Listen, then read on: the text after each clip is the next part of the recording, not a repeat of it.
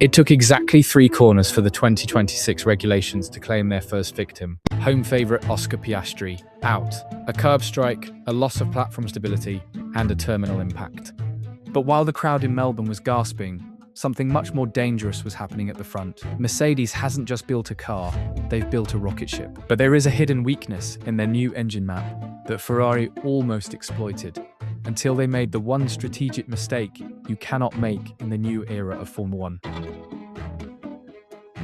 Welcome to the deep dive of the 2026 Australian Grand Prix.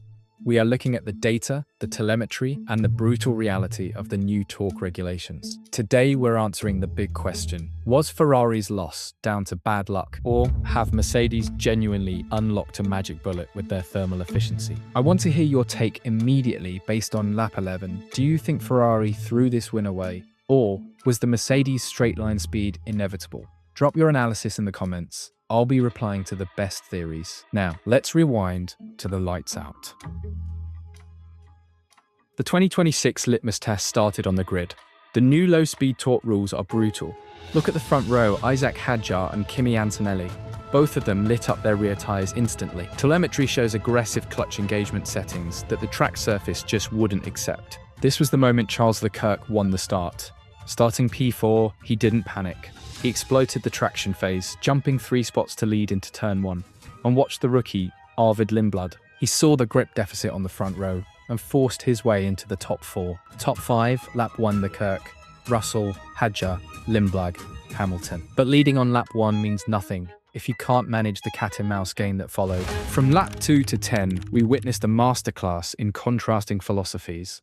George Russell in the Mercedes had the raw power, superior MGU-K recovery and thermal efficiency.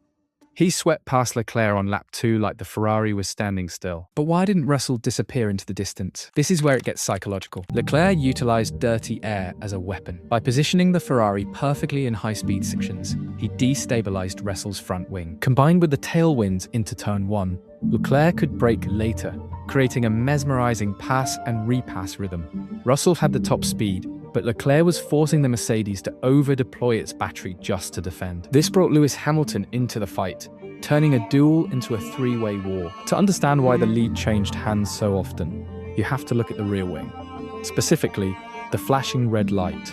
In 2026, this doesn't just mean rain, it means derating.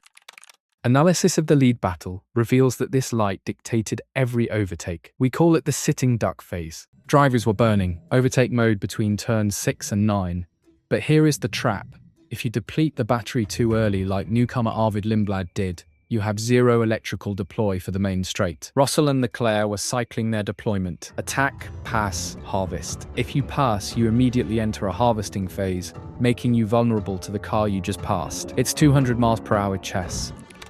Lap 11. This is where the race was decided. Mercedes pulled the trigger on a high-risk double stack for Russell and Antonelli. They prioritized track position over tyre life. It was aggressive. It was confident. Ferrari? They blinked. They opted for a clear air strategy, leaving Leclerc out. They gambled on a tyre offset for the end of the race. It was a strategic miscalculation. While Leclerc enjoyed leading the race on paper, he couldn't build a gap big enough to counter the Mercedes straight line speed on fresh rubber. By the time Hamilton pitted late, Ferrari was boxed into a defensive P3. In the clean air, the Mercedes wasn't just fast, it was untouchable.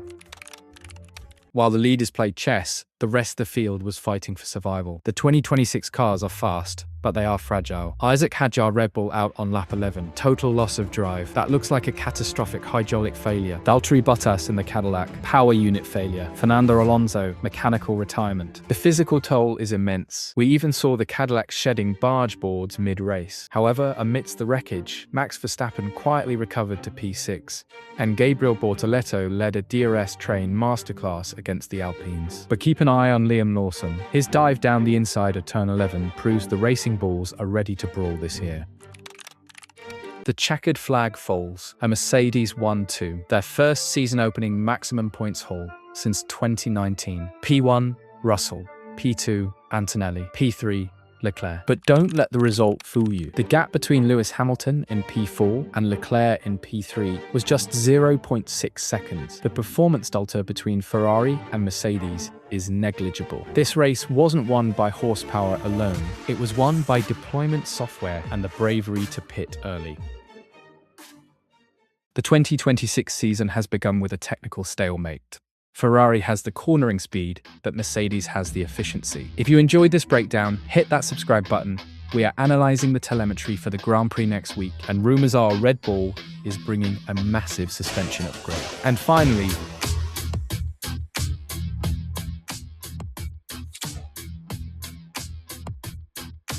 at least one of us should have come in.